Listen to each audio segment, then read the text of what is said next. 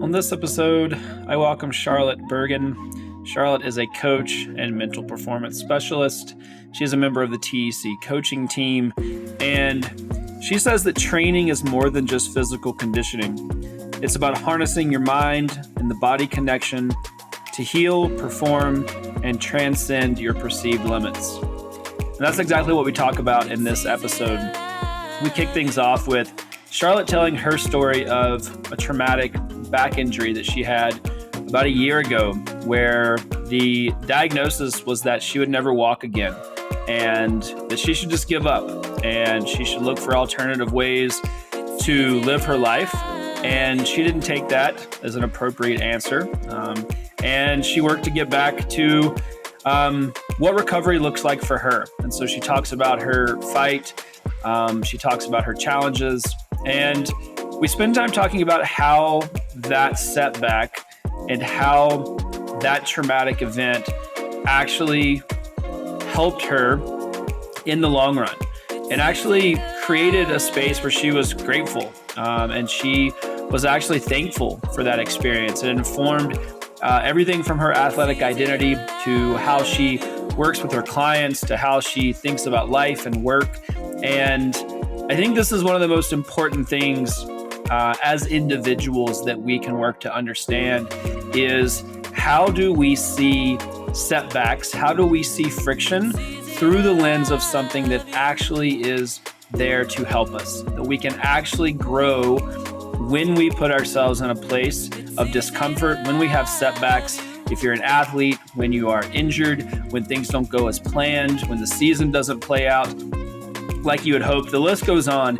And I think those are only setbacks, and they're only bad if we don't learn from them and we don't use them as an opportunity to grow and to reframe how we set goals, how we move through life, and how we see challenges as an opportunity for growth. So Charlotte tells her story, and her and I connect on several different aspects of what these challenges can mean. And I encourage you to sit down and listen to her story. It's impactful. And it certainly was one that, as an individual who has been injured and has had lots of setbacks in my life, it really even helped remind me of the perspective that's necessary when we have these challenges, because it's not if, but when. So I hope you enjoy my conversation with Charlotte Burgin. I certainly did. As always, you can find us on enduranceminded.com. I'd love to hear from you. Scroll to the bottom, leave us a comment, let us know your wins, your struggles, what resonates, favorite episodes. I want to be there and share with our community. Last but not least, rate this podcast on your favorite platform. Subscribe. We launch a new episode every Tuesday. If you subscribe, you'll be alerted to that and you won't miss one. We have great content lined up for the rest of 2024, and I'm excited to get valuable information and content into our audience's hands. And last but not least, share it with a friend. If there's somebody that you think this would resonate with, if you are inspired by this story or any of the other conversations that we have on this podcast, I invite you to share this with a friend. Forward it, send it in a text message, send it in an email, and it would mean a lot to me. And I hope that sharing that content that you think is valuable would mean a lot to the person that you're sending it to as well. So without further ado, I hope you enjoy my conversation with Charlotte Burgin. Welcome to the show. How are you? I'm good, thanks, Taylor. How are you? I'm fantastic. Excited to chat. There's a lot of things that I think you and I will connect on or have connected on offline. But I think a good place to start, I know one of the things that's been really impactful for you in your life relatively recently was a really severe injury that you had. And I'd love for you to just give us a little bit of background on that injury in whatever capacity you're comfortable sharing. And then maybe just how that impacted you, not only in your kind of athletic endeavors, but also just in your life, the mental components of that. It's something that is so pervasive as you well know in Mm. sport, and we can go into your background and some of your specific experience there. But yeah, I'd love to start just on the personal side and your injury and how that impacted you. Yeah, absolutely. So, it was actually about this time last year. I had a pretty severe back injury, as you know, where I was squatting under a decent amount of load. I'd previously had a car accident. I got hit by a drunk driver when I was 17, and I had various injuries from that, most of which actually remain somewhat undiagnosed. But it wasn't until last year I was under a decent amount of load and the person next to me failed their squat.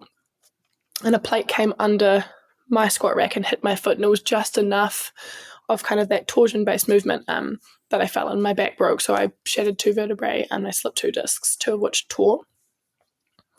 So it was a pretty decent back injury and it left me with something called spinal shock. And spinal shock meant that I could not feel or move my legs whatsoever. So to paint the picture, I'm lying on a commercial gym floor with absolutely no feeling in my legs. So that was a pretty extreme experience, and that lack of motion and feeling lasted for quite a while. I ended up being in hospital for some time. First in the traditional hospital in the surgical unit, and then I was transitioned out to a neurological rehabilitation ward. And that was a very interesting experience because a lot of the people that were with me on the ward had strokes or traumatic brain injury. So I had quite a unique injury because it was peripheral and most people had central injuries. So unlike the usual experience where you can kind of like connect with other patients, I was in such a different situation to most of them. So it was quite an interesting, very lonely experience, but it completely redefined the way that I approach life, the way I approach training. So one of the biggest hallmarks of my recovery was I regained some movement, but I never fully regained full sensation. So still to this day, I don't have full sensation in my legs. So it was retraining. The whole process was about retraining my brain to reconnect to my legs and reconnect to that like well-learnt motor pattern that I already had. Really lucky that I already had that generalized motor pattern and I could walk before that, but do so without the feeling aspect. So it's funny, even to this day, if you watch me stand, it was amusing. I was videoing some demonstration videos for a client the other day, and I was looking back on them as I was editing them to make them, ready to send to her. And my toes do this little twinkle toes thing. It's really funny. My feet are constantly readjusting themselves, so I look like I'm doing twinkle toes 100% of the time, which I think is really amusing. And I didn't actually notice until literally the other day. But it was a really interesting experience because a lot of it was overcoming the fear of feeling like my legs weren't going to catch me. So it gave me a perspective that I never could have had otherwise. Was it hard? Yeah. Am I really grateful for it? 100%. I think it's taught me so much about the mind and the body and the way they work together in rehab, and how much the mental aspect can kind of influence the progression of the physical aspect. So for me, prior to this, I was very physically focused. Not for any other reason other than that was where my training was, and that was kind of where everyone saw the value. So that's where that's the space that I engaged in. And then post this, I got really interested in the mental aspect of rehab and how we can combine the two to have a more effective rehab process. For me, one of the major techniques that they used was a thing called distraction. So they'd put on really loud music. In my case, the kind of music that I like, which is like really like dance style music, or like covers of songs we all know that we want to sing at the top of our lungs, that kind of energy. And I had to walk without thinking. And the whole point was because the more I thought about it, the more I would psych myself out, or, it's not a process that we generally think about, right? We put one foot in front of the other and we just carry on. Whereas in a neurological injury space, you can't just do it without thinking. So the whole idea was to return to that state of normality, or what I had before, which was one foot in front of the other without thinking about it. So they use this concept as distracting, and then they'd video you. And then you could look at the video afterwards to see when you'd made progress, and it was to capture those moments when you did something that you thought you couldn't do. And then they go, remember how you thought you couldn't do that? Remember how you couldn't do that? Well, you can. Look, here's what you can do. And it was a way to constantly refer back to the fact that you're more capable than you think you are.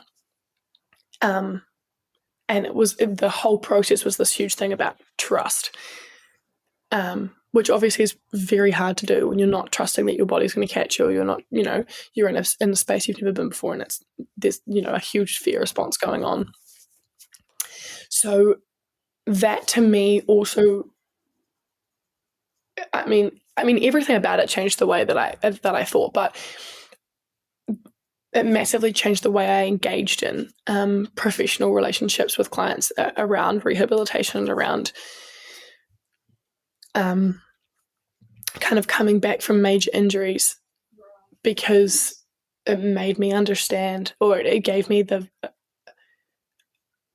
a perspective, a first-hand perspective that I couldn't have gained without this experience, that the relationships that you build with the people in your rehabilitation team are probably the most important aspect of recovery and getting back to where you want to be, and whatever that means to you. And also I gained a lot of understanding around what recovery really means.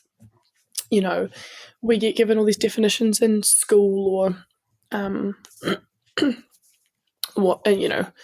we're studying in uni, and they go recovery means returning to baseline, right? But I don't necessarily believe that to be true. I think recovery means something completely different for every different individual, and I think it means returning to baseline functionality. I don't think it necessarily means returning to baseline in a physiological sense. For example, a lot of the questions that I got asked throughout my rehab was what is most important to you? What matters to you? What do you need to get back? What do you want to get back to?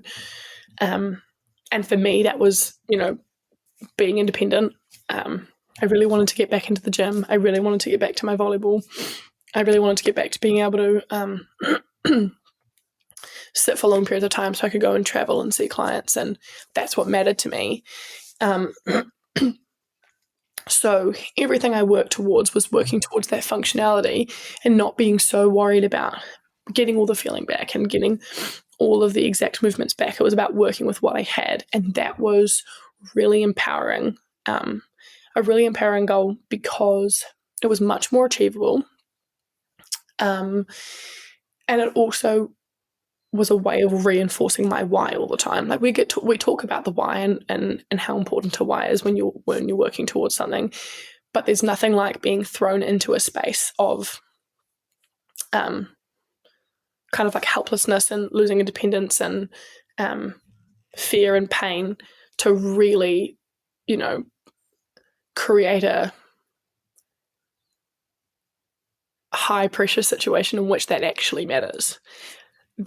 There's nothing like it. It's hard to describe in words, because no words really do. It just is that feeling of you're in your body, but it doesn't feel like your body anymore, and it's not doing what you want it to be doing, and you can just see what you had envisioned for your life prior to the injury kind of crumbling.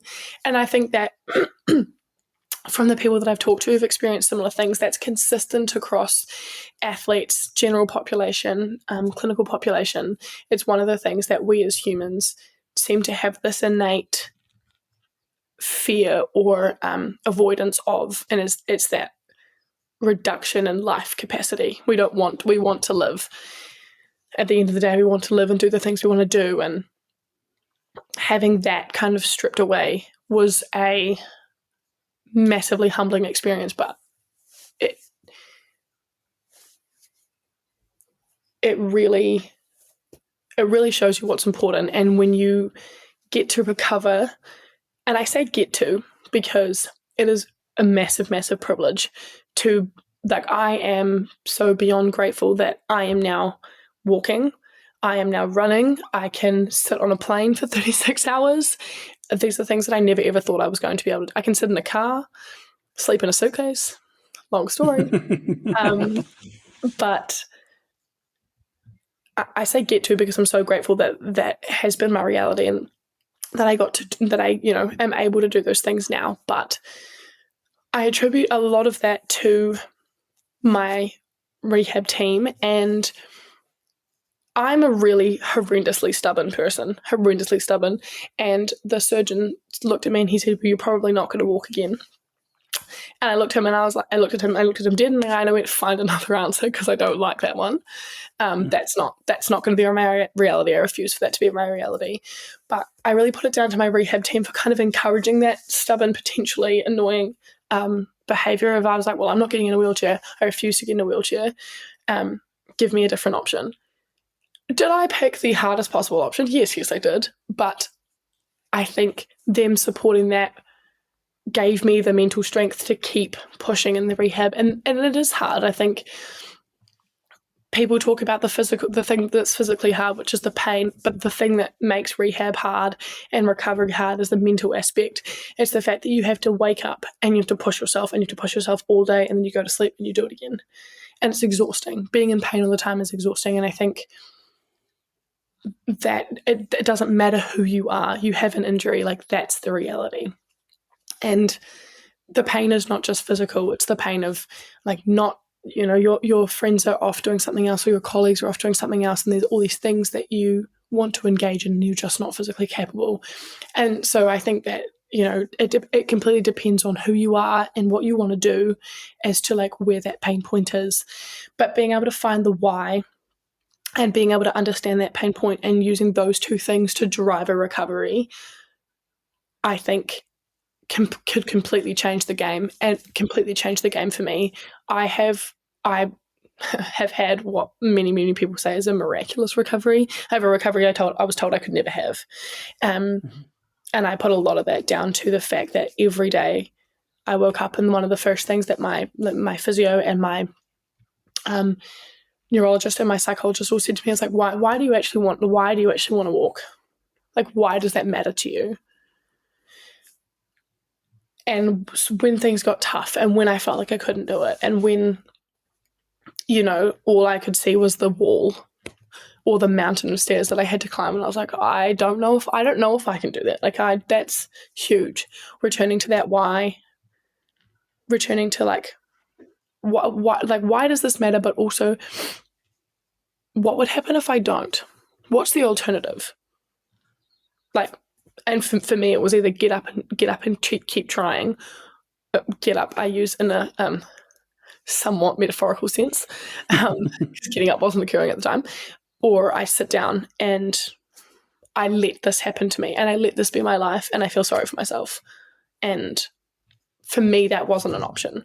I couldn't do that. And I was really lucky that I had something that, it wasn't like a full spinal cord severance, in which case I couldn't just will myself into but I think there's different levels anyway of what recovery can mean. And you can look at that, two people with the same condition or the same injury, and you see the way that they function. It's completely different. And I think a lot of that is down to their support system, be that their rehab team, their family, their friends, how supportive they are, how supportive they feel, and how connected they are to their why, and why they want to move, and why they want to do XYZ. But for me, that was my massive learning out of my injury, was kind of what I needed to get back to where I wanted to be. Or, I say get back to, but really I will never go back to who I was or what I was doing before, even if I'm functionally doing the same things, because I'm not the same person. And I think that's another piece that people fail to understand, but is really, really important, is that after a massive injury that has dramatically changed your life, and, for sports people, a smaller injury might sit in that category because it's killed their professional career, so it does depend on who you are, whether, and what severity of injury is required to kind of produce that effect. You're not the same. You're never going to be the same. And it's an amazing opportunity, especially in athletics. It's an amazing opportunity to build. I have mental resilience now that I never, ever, ever, ever in my life would have gained without that experience. And I think trying to go back somewhere is doing someone a disservice. We shouldn't be going back somewhere. We should be going forward. Baseline, what is baseline? I think we should throw that word out of the vocabulary. It's not about going backwards or to a baseline. It's about moving towards where you want to go, but with a completely different perspective. And when, the resilience that can be built in someone when they're moving through an injury like this, whether it be an athlete, whether it be your mum, your dad, your best mate, your partner, it doesn't matter who they are or what they do. When you come back from an injury like this, you build yourself as a person. And that resilience is an amazing gift. And I think it can do so much in the world. I think it can do so much in the athletic space. It's a truly unique experience, but I don't think that the lessons that can be gained from that are uniquely applicable to those recovering from injury. And I think recovery is so much more multifaceted than we're led to believe or that we understand currently.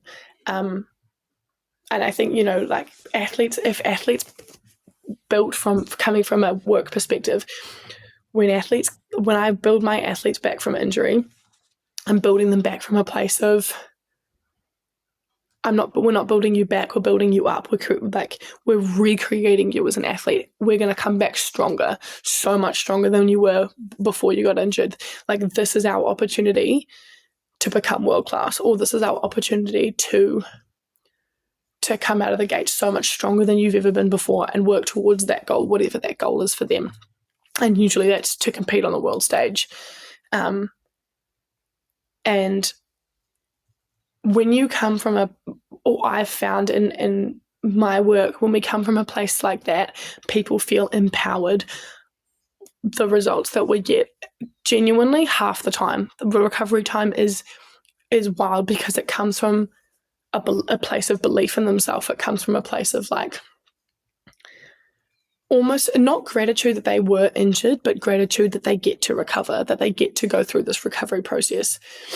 And I think the language that we have around recovery at the moment, the mainstream language we have around recovery, where it's almost like you should feel sorry for yourself and this has put you down and we've got to build you back. I think it's damaging. I think it doesn't do people recovering any service. I think we need to reframe how we talk about and approach recovery. I think we need to approach it from a functional perspective. For example, I still can't feel my legs. Majority of my legs I still can't feel, and it doesn't bother me. Because for me, feeling my legs was not would I love to feel my legs? Of course I would. Was that my goal? No, my goal was to live. That was what I wanted. I wanted to be able to go and do all those things that I specified previously. So for me, I am recovered. And when I recover from that place, it helps. There's so much research around it, and or preliminary research. It's still a massively growing field. Our understanding of pain is still quite limited because it's such an amazing, multifaceted thing. But the reduction in chronic pain that's found when people build back from a functional perspective rather than just looking at it physiologically, because it's really degrading when, say, you've had a torn hamstring. Let's make it simple. You've had a torn hamstring, and that the tear in the muscle itself is healed, and you still have pain. And that's really normal. It's called nociplastic pain. So it comes from a non-functional place. And we don't really understand all of the levels in which that can occur, but what we do understand is that there's a huge number of factors that contribute to it. I have found with patients that come in and try to recover from a functional perspective that they experience less of these chronic pain profiles and central nervous system hypersensitization, which is when your body or your brain and your spinal cord become hypersensitive to stimuli as a result of a long-term pain profile. So you've had an injury that's produced pain in a long-term sense. So your body will start to sense non-painful stimuli as painful. So we get these people with chronic pain. You hear it all the time, like super, super common, non-specific, non-functional chronic lower back pain. It's the prevalence of that in our population is absolutely wild. Same thing with, fibromyalgia sits in that category. It's pain with a non-functional origin. These are all nociplastic pains. But they aren't less than. And when we work, they're not, it's not less painful because we can't find it on an x-ray or we can't find a reason on an MRI. It's not less painful, it's just as painful. But when we work with patients from a functional perspective, where they can see the changes, it doesn't have to be, you don't have to use imaging, you don't have to use, and I'm not saying these things aren't valuable, they very much are, but when we work from a functional perspective, we can build someone back to a place where they feel like they are better than they were before, where they feel empowered in the way they've recovered, and we're reducing the incidences of these chronic pain profiles. So I think, to make a very long story short, my injury changed everything, and I am so grateful for it, and I wouldn't take it back, and I wouldn't take the struggle back. Was it hard? Yeah. Was it painful? Absolutely. Did I learn valuable lessons I probably never would have learned otherwise, or would have taken me another 3 or 4 decades to figure out? Yeah. Because I got to experience it firsthand, and I got to experiment with my own recovery. And I did a lot of stuff with my own recovery myself. I was really, really, really lucky and fortunate that I already had a background going into this. If it was up to the typical system, they probably would have given me surgery, discharged me in a wheelchair, and left me that way. That was what the hospital system wanted to do. They were like, well, actually, we can't help you, so go find your own solutions. And I was beyond fortunate that there was a psychiatrist in the hospital team, and he went, actually, I think you have XYZ, and I think you've got spinal shock, and I think that's become a functional neurological disorder, which is also a highly understood thing, but it's where there is a disconnect between the brain and the periphery. And it is absolutely a neurological disorder. It is not from a psychiatric base, which was what was once originally believed. And that got me out to the neuro rehab ward, and I attribute a lot of my recovery to him. His name was Matt. And he was the first person that looked at me and went, I don't think you're crazy. I don't think you're crazy for wanting to recover. I think you can do it. And he was the first person, and I'd been in hospital nearly 3 weeks at that point. It's the first person who looked at me and told me that he believed I could do it. And I can't begin to describe how valuable that moment was. I don't know if without him, if I would have recovered. Because he was the first person, he was the first medical professional that looked at me and told me that I could do it. And he taught me a lot about the power of suggestion and the power of the mind, and how much the way we think can impact what we can achieve in recovery. Because if we truly subconsciously believe we can't achieve something, we won't. And once I brought that into the way that I put that into recovery, it also changed the way I thought about everything. It all starts in the mind. everything starts in the mind. Performance starts in the mind. Recovery starts in the mind. Perspective is everything. Mm-hmm. You can have and that's so obvious. It sounds really simple. And the awkward, funny thing is it kind of is. Like you put 3 people in a room, you give them the same photo, they're all going to describe it differently. They're all going to see different things. But you'll notice that people that approach life in a generally pessimistic way, or the way that we like to term pessimism, they'll see the bad.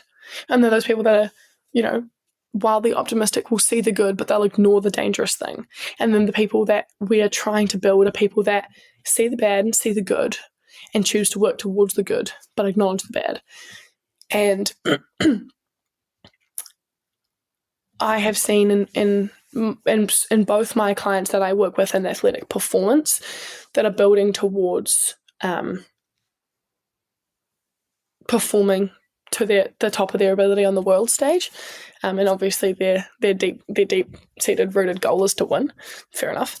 When I'm working with team athletes, when I'm working with clinical patients, so I'm cancer survivors, stroke survivors, people with multiple sclerosis, it doesn't matter or people from the general population that are coming to me because they're sick of living the life that they're living now and they want to change.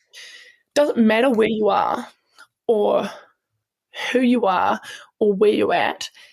If you can change your perspective and you hold on to a why and you push towards where you want to go, you'll succeed every time. I've never, ever, ever had a client or a patient fail. And what is failure? That's a super subjective term. So I'm using it for lack of a better term. But when you truly know what you want and where you want to go, you will find a way. There is a way. There is always a way. And I really do believe that. That's not to say that there isn't struggle. That's not to say that there aren't things that are medically irreversible. But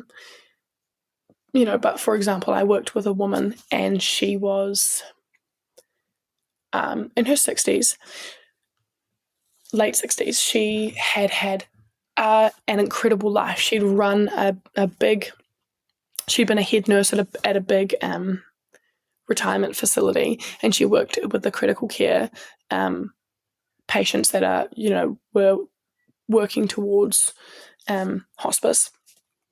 So they were still in their care, but they were, potentially moving soon. So they're towards the end of their lives. And she'd done amazing. She'd run this huge facility. She'd run teams of hundreds of people. And she actually came over with her husband for a holiday. I met her in the most fortuitous. It felt very intentional that we were meant to meet each other. I was in the Pilates studio doing some personal training, and her husband walked in, and he said in a super thick Canadian accent, like, do you guys do one-on-one here? And I was the only one in at that time. There were no classes. I was literally in there to do personal training work, some advancement course on my Pilates teacher training. And I was like, I actually do one-on-one. I do stuff outside of the studio. Like, what are you needing? And he said, my wife has multiple sclerosis. And she works with a personal trainer at home. She's been working with someone for 6 years. But it's really important to her to keep working towards her functional independence, and that for her was really important. So I was like, I would love to help you. So I met the woman. She was amazing. I'm going to call her Sarah for all intents and purposes. So I met Sarah and we talked through everything, and we decided she wanted 2 sessions with me a week. And she was over to see her son and her grandchildren, and we worked together in a gym space. We negotiated it with the gym that she was working that she was going to, and they were really amazing about it because it wasn't a gym that I worked in, and they were really amazing about me coming in with her as a safety thing. She had rapidly progressive multiple sclerosis, so she really struggled to walk. So one of the big thing with me is she wanted to be able to go on a walk with her grandchild and not fall over. So she had she had quite an extreme foot drop, and she was really struggling to walk. So her why, so we really, actually our first session, she needed shorter sessions because you get really, really tired with multiple sclerosis. Our first session was about an hour and a half, and we didn't move at all. We sat there and we talked for ages, and she told me all about what she was doing in New Zealand. I'm from New Zealand, for those of you who don't know. We talked about why she was here and why this all mattered to her and what she'd done in her life. And we got to know each other on quite a personal level, which was really cool. And, you know, she asked questions about me too. And I think that's really important as professionals, that we're kind of told to create this separation. And I think that is, especially in the recovery space, I think that's completely the wrong way to go. I think we need to make ourselves personal. We are humans. Like, I'm not saying sit there and trauma dump on your patients or your clients. That's not what I'm saying. But creating a space where you can engage and be real, I think creates a much stronger relationship, and you can achieve so much more than if with that non-personal relationship. I don't know. I think that's why I really love working with clinical and athletic populations, is because that rapport really matters. That space really matters. But so we sat there and we really refined her why, and not in a let's fill out a sheet, have a questionnaire kind of way. It was very casual, but it was like I needed to get really clear on what she needed and what she wanted from me, and where I actually fitted in. Because, you know, as a professional, when you're working with someone in recovery or performance, there's a level of it's not about you.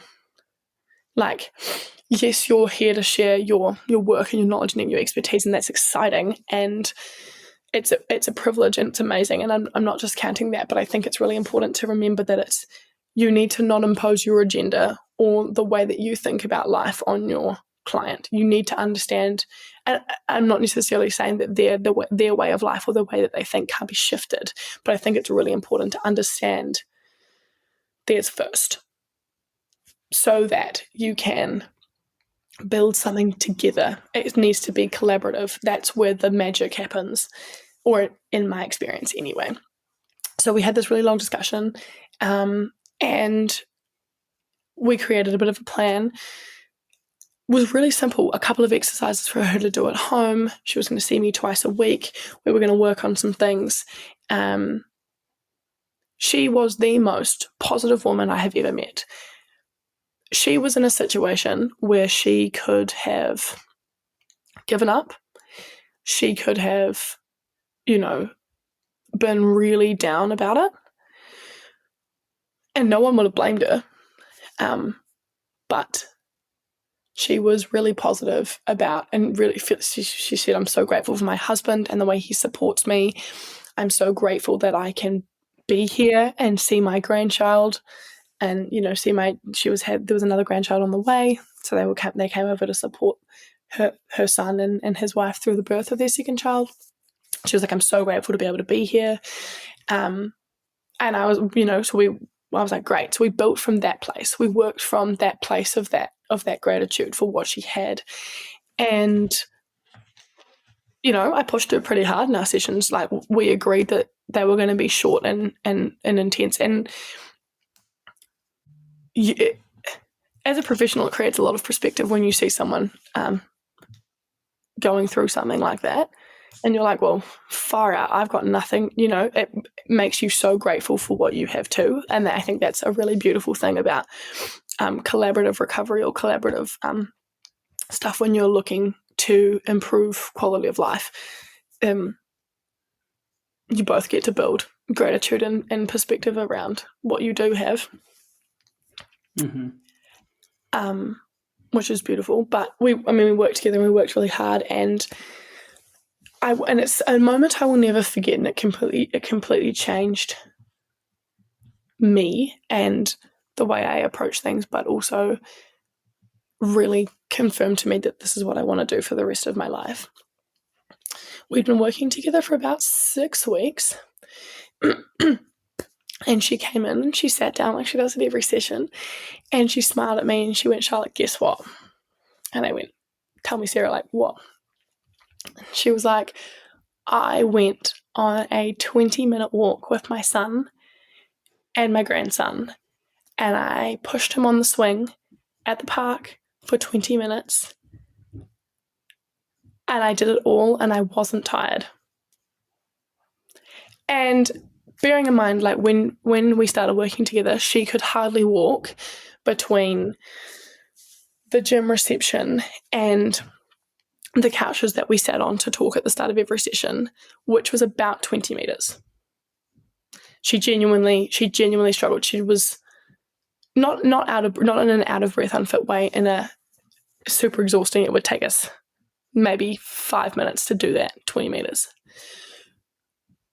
And that to the rest of us might sound like absolutely nothing, but for her that was life-changing improvement. That was like, and as we kept working together, it was things like, I now feel safe walking up the stairs. And, I've been able to stand at the stove and cook a meal. And she hadn't been able to do that for a really long time because she was scared that she was going to fall and put her hands out on the... So she'd help her husband, but she'd sit down and cut things, and he'd end up doing the cooking. But she loved to cook, and it was something that she really wanted to do. And she was able to do that. And she said to me, she was like, "I've made more improvement in the last 3 months than I ever have before. And I didn't even know that was possible. I got told that I was never going to get better. It was just going to get worse." And for me, that was very affirming of what I believe to be true about recovery, but also very affirming in why this work matters, is because she was like, I was like, "That's amazing, and I'm so proud of you, but, I know you're a hard worker. What do you think's different? And what are you going to take away with this? And what are you going to bring home?" And I ended up calling her trainer at home, and we talked about a lot of stuff. And so they kept working with her with the stuff that she and I had been doing together. But she was like, "Well, you're the first trainer that I've ever had that's looked at me and told me that it can be better, and it doesn't. The only thing that matters is how I feel and what I want, and that we're just going to work towards that. And that doesn't mean doing something to check a box. It means doing exercises and doing things that work towards what I actually want to do. It's not just about being able to do the recovery exercise. It's about figuring out what I need to live my life. And I've never had anybody look at me like that before. And I'm not going to lie, I was gobsmacked. I was like, is that not how everyone does it? Like surely when you're working with someone that's trying to build their independence, everything that you do is to build their confidence and build them up to be independent, with not telling them that that's unrealistic, but this is what we're going to do. Like, why would you shut them down? And that for me is where kind of my life's work began, is when I realized just how much we neglect that functional side, and we get really wrapped up in this checkbox. This is what recovery looks like. This is what functionality looks like. This is what, to be independent, you must do these list of things. And I get it. We've got a big issue and an understaffed system. But I think that we have the power to change it. And I think we have the power to create education that allows people to individually change. And we have the ability to create communities that can support each other through recovery. And you need 1 or 2 professionals with 10 people, because you sit down, you educate them all, and they support each other. And I think there is so much potential for us as a society to completely, within the profession, outside of the profession, completely change the way that we see injury and illness, and the way that we go about recovering from them. And all of that stemmed from breaking my back. So I'll never not be grateful for that. Long-winded story. But there we go. It's worth being long. I mean, there's, I think, one of the most striking things one of the things that strikes me the most is the appreciation component, and I think it's really hard. It's hard to, I think it's even hard to see that in the moment, or I know that it's hard to see that in the moment because I've been injured lots of times, but then to tell someone that, and that it truly is like setbacks. We don't even have to like talk about injuries, but if we just extrapolate to setbacks or hardship in life, one of the things that I say all the time is like, we don't learn anything from our successes, right? Like we only learn from failure or from setbacks or from friction or whatever we want to call it.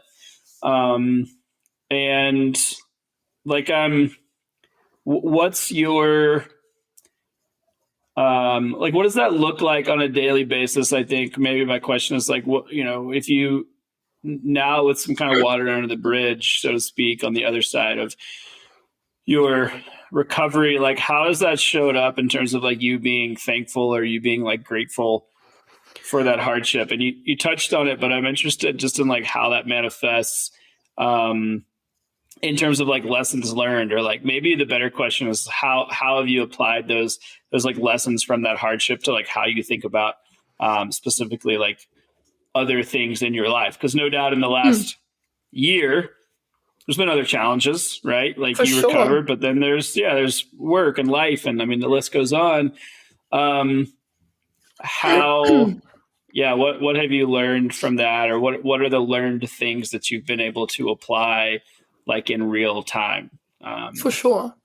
Yeah. I mean, so much. It's hard to touch on it all. To clarify for those who are listening, recovery for me has not meant full recovery. So I still have pain. I still have functional damage and I still have pain. And it's reframed the way I think about that. In that pain is separate from, pain is not always completely attached to damage, and pain doesn't mean damaging. So like with chronic pain, people with chronic pain, or like, long-term injury or long-term pain profiles, being able to separate pain from damage and learn about your body, and the way that you can live with pain and the way that you can live functionally with pain and not have it consume your life. For me, that was something that I had to learn over the last year. That's still going, and it's still going now. It's still something that I'm building. But one of the biggest aspects that it changed in my personal life was to do with the way that I think about looking after my body. So before this, I trained a lot. I was in the gym. I played sport. I was an active person. But looking at other modalities for health is something that I really got the opportunity to explore while movement was not as accessible for me. And it's just how much we can do. Number one, being able to understand how much small movement can achieve, that it doesn't have to be big, that something is better than nothing always. And for me, the way that shows up in my life is it's really destroyed the all or nothing way that I used to live. I used to be like, well, if I can't do my hour and a half gym session like I'd planned, I won't train at all. And then it's like, okay, well, that's not worked out. How can I pivot? It's created a sense of adaptability that I think is hard to find in this day and age, because everything is about perfection. We see on social media, it's like, success looks like X, Y, Z. This is what it looks like. If you're a successful person, this is what it looks like.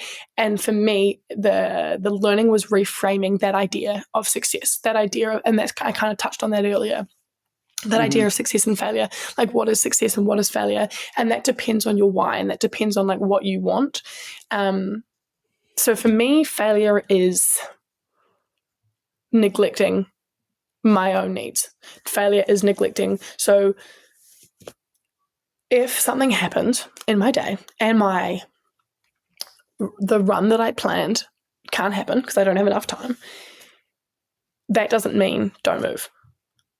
That doesn't mean, or, like we go out and have, I have coffee with a friend and we have like these really delicious sugary almond croissants. It doesn't mean that like my healthy eating is ruined for the day. So I've always tried to live in this 80-20 principle, but what it really taught me was just how important that is.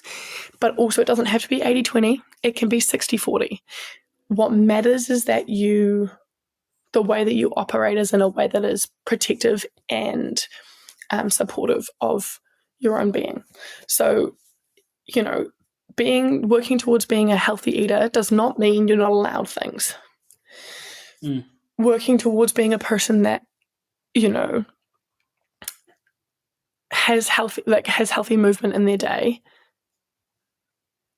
doesn't mean that you have to be a marathon runner. What it taught me to do, and it helps me do, is to remove your identity from what you do.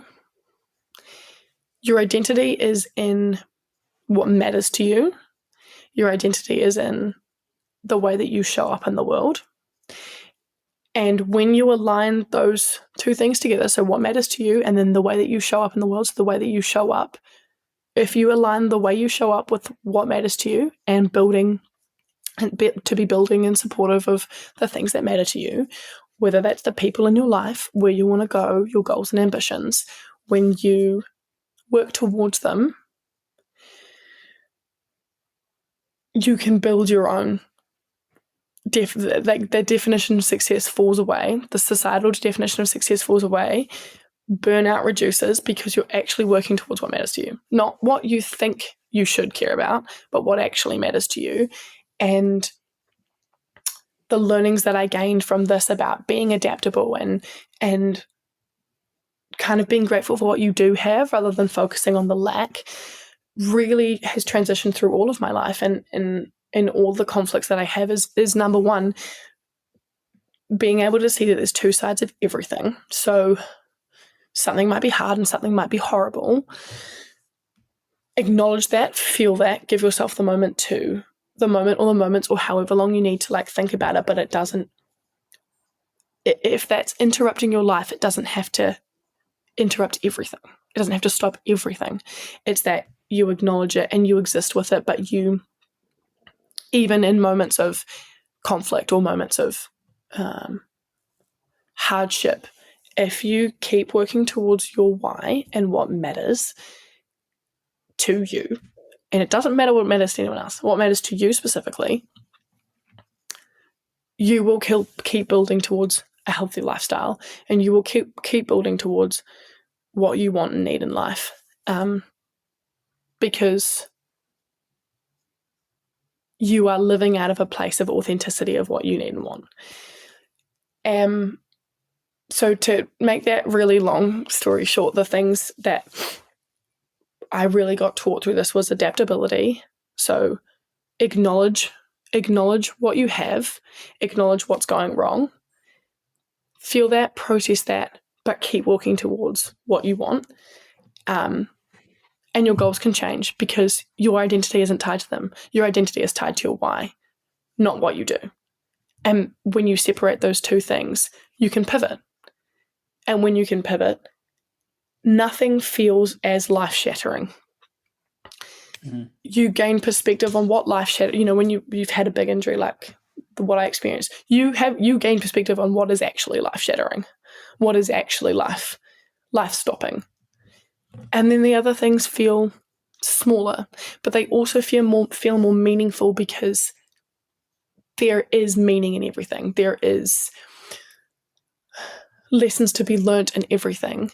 And I'm not saying that you should always be growing and you should always be,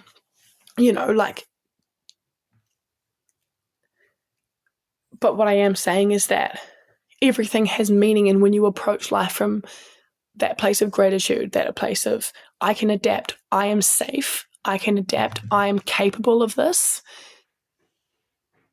nothing feels as horrendously life-stopping. And things begin to have less power over how you see yourself. And that's because you work from a place of confidence, and you work from a place of meaning, and you work from a place of understanding of what you actually want in life. And when you build from that place, you're unstoppable. Nothing can stop you. There is no being stopped. Something's in your way, pivot. There's a different way to go. There is always a way forward. So when you work from a place like that, you're unstoppable. And it means, you approach conflict differently because, you're having a discussion with a friend, and it becomes a disagreement or becomes an argument, or your partner or your family member or whomever. Number one, you're stronger in yourself. So you don't come out of a place of defense as often. So you get the opportunity to respond rather than react in conflict-based situations, which is amazing for de-escalating a situation. Or, I'm sure we've all been in a situation where we are in an argument and we say things we don't mean and we create hurt that we didn't mean to create. And it creates something that could have been a discussion about something that you disagree upon, a big thing. So when you come from a place of living your life from a place of deep rooted in your why, and deep rooted in where you want to go, which is how you are when you're trying to recover, same principles, you're better in conflict, you're calmer in conflict, you're more, it's not necessarily drive or well, it is drive, but it's not necessarily like motivation, it's discipline, but in a sense of like, when you come from a place of gratitude of I get to do this rather than I have to do this, everything in life feels more appealing. So, and when you live from a place of gratitude, everything in life is more joyful, which is, you talk to anyone, basically, you can boil down what they want is to be happy and connected. So it helps in all of those aspects of life. And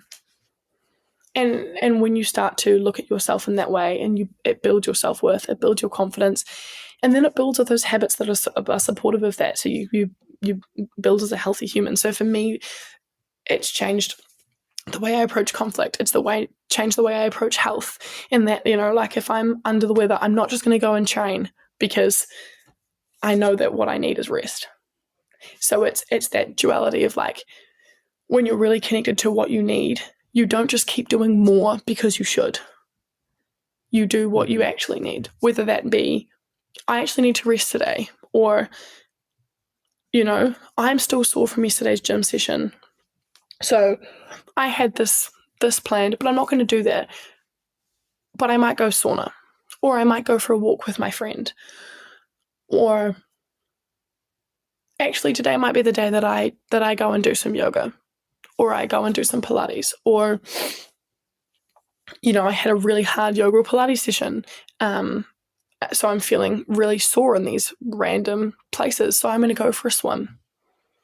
Or I went for a run and maybe I pushed myself to a place I've not been before and my joints are a bit sore. So I'm going to go for a swim. Or I'm going to go and decompress for, hang from a bar to decompress my spine, because it's a lot of axial load when you're running.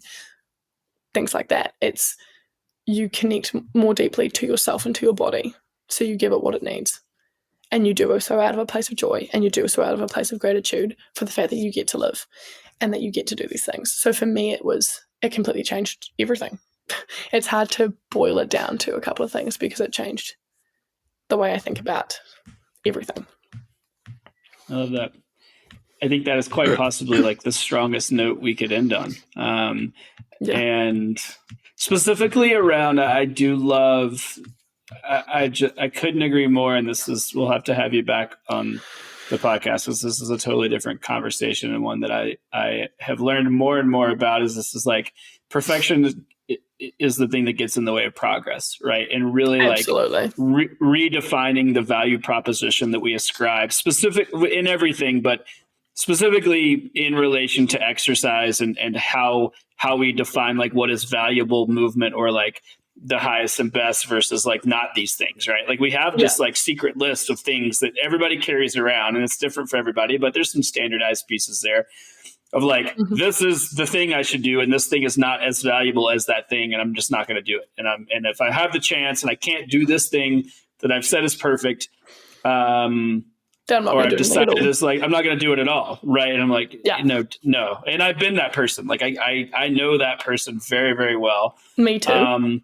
And I'm not that person now, and I am healthier for it, and truthfully, like more fit for it. Like I'm a more like physiologically, in terms of the outcome that we want as athletes. I'm actually a better athlete for being an athlete that like does less, like quantitatively. Absolutely. I do less than I did when I had all these things, these rules. And I'm better for it. And I want people to walk away with that, because it's something that I'm very passionate about. So I think, again, that's why I say like, that's the highest point we could end on, because I think that if we can reassign and revalue how we think about like how we show up in the world and how we move, literally, like that is the biggest opportunity for growth, specifically as we think about like how a consistent movement practice informs our life, and like how that impacts how we show up in the world. And like you said, like we get to do this.